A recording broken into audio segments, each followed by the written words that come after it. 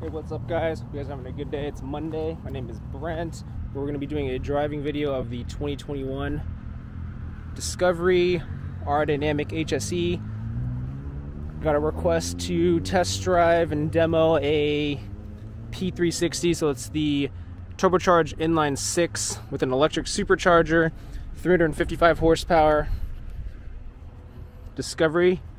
Let's get it.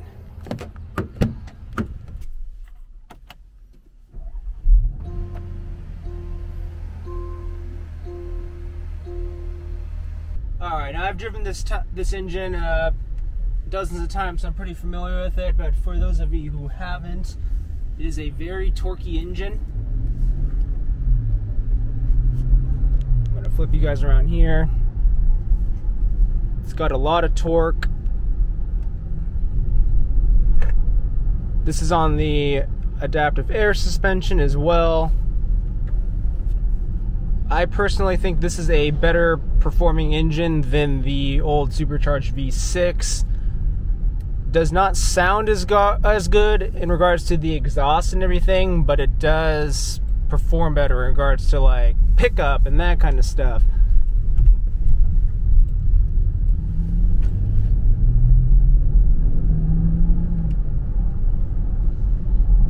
Yeah, it's a lot more peppier.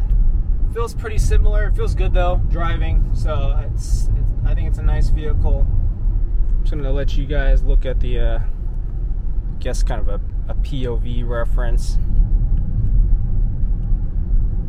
It's very smooth driving. The tech is really nice in here too. Of course, this is with the P360 Pro still. Brakes feel decent.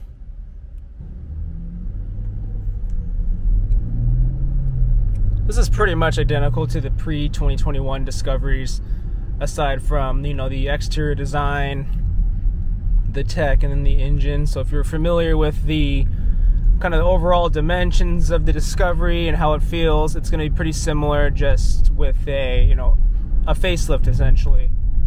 I'm kind of bummed there's no diesel in it, because I like the diesel in the Discovery, but this inline 6 is really nice. Even the 4-cylinder is not too bad if you know you're not looking for a ton of power or a ton of pickup. It's still a good engine for, you know, city driving, or I wouldn't probably recommend it for, you know, large loads and that kind of stuff, just because I feel like it would get bogged down a little bit. But this definitely, from a design standpoint, is much better. I did this in a previous video, but it's got this kind of infinity display here, so it's kind of like it doesn't actually 100% integrate into it. It's kind of floating there, but it's not as stuck out as like the other ones that we have the P360 Pro in. So everything looks pretty nice, fit and finish wise. The shifter on here is alright. I mean, that's on all the other cars now with P360 Pro pretty much. But, you know, in the Discovery, it kind of fits because the Discovery is not necessarily geared towards luxury and everything. We'll see how this engine holds up in the long run compared to the V6s and even the turbo diesels that the previous Discovery had in them. Should be interesting to see how they hold up with, you know, with excessive miles on them, or even 10, 12, 15,000 miles per year on them. This is the highest trim level Discovery, so it'll come with, you know, all the upgraded leather, the Windsor leather, all the different drive modes and everything. It's got adaptive cruise control, it's got the low gear, Meridian surround, heads up display.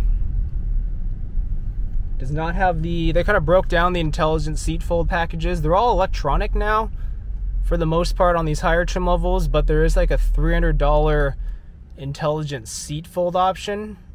But otherwise, this whole cockpit's pretty simple. Steering wheel is nice, leather wrap center here, leather steering wheel here, and then of course we got the infotainment, and then the layout in here, which is pretty clean. I think this is a very good upgrade from the other Discovery. So if you already have one, you've maybe had one for whatever, since 17 or 18 and you like it, but you want to get an upgraded tech and that kind of stuff, it definitely is worth going up to the new one. Now you would have to probably test drive the 4-cylinder and the inline 6 to see which one you like the best, but it is definitely a solid upgrade from the pre-2021s, in my opinion, just for the upgraded Pivi Pro and then the engine and everything. And you didn't really lose the design on the Discovery. If you kind of like that, it just gives you